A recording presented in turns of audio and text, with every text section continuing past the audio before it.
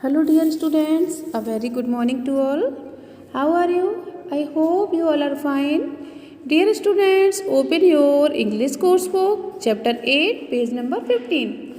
Chapter 8 है आपका the curious baby elephant.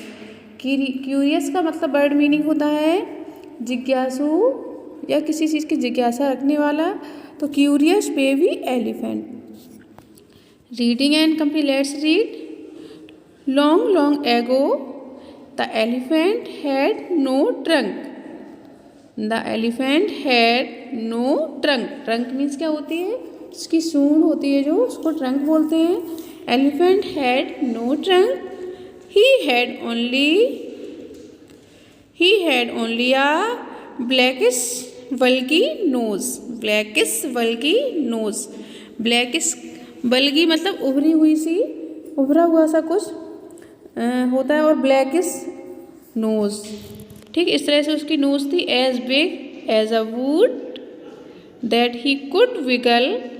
Wiggle की वर्ड मीनिंग है twist and turn with quick movements. Twist and turn with quick movement.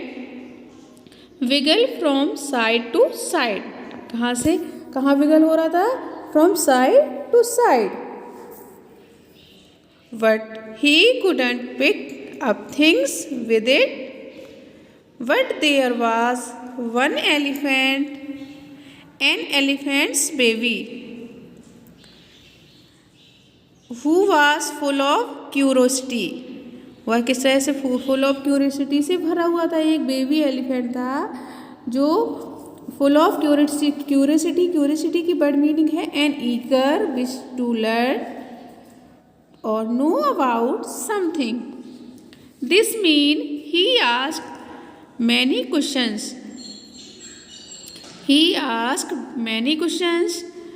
He lived in Africa and he filled all Africa with his questions. वह Africa में रहता था और he filled all Africa, पूरी Africa को with his questions से fill कर देता था. He asked Aunt Ostrich why her tail feathers grew the way they did.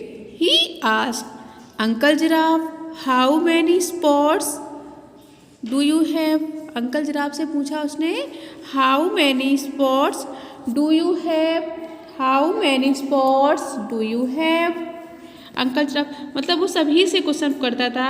Uncle giraffe से, आंट ऑस्ट्रिच से, है ना. He asked aunt hippo why are your eyes red. Hippo aunt से उसने क्या पूछा? Why are your eyes red. आपकी eyes red क्यों हैं? He asked uncle baboon why do the melons taste so sweet.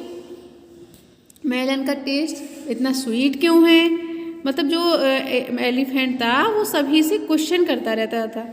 He was such a curious baby elephant. वह सच में curious baby elephant था.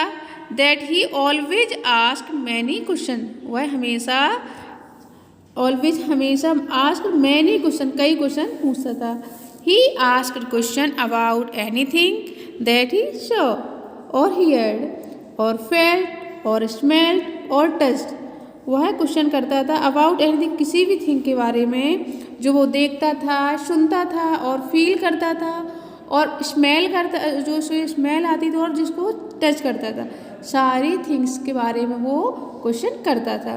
Everybody avoid him and ran away the moment they saw him coming up with a question, but that didn't stop him from asking more question. but ये सब उसको रोक नहीं पाता था उसको क्वेश्चन पूछने के लिए. वो तो अपने क्वेश्चन पूछता ही था सभी से. One morning one fine question came up in his mind. एक सुबह एक अच्छा क्वेश्चन उसके माइंड में आया. What does a crocodile have for dinner? उसके माइंड में क्वेश्चन आया What does a crocodile have for dinner? Crocodile जो होते हैं वो हैव फॉर डिनर में क्या लेते हैं? Hush said the animals loudly together. Then he saw a kolo bird sitting in the middle of a bush, and he said, everybody is angry with me, but I still want to know what the crocodile eats for dinner। वह कहता है what I still, मैं जानना चाहता हूँ, I still want to know what the crocodile eats for dinner।